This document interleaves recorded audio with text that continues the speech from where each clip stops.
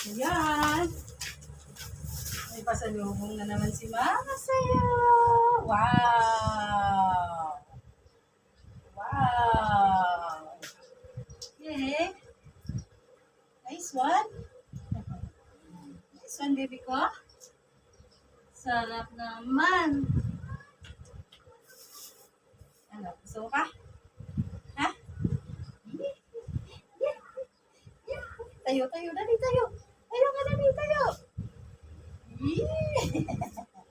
Tayo. Tayo, dali, tayo. Ah, bait ah. Bait na baby ko na yan. Oops. Tama na yan. Wala na.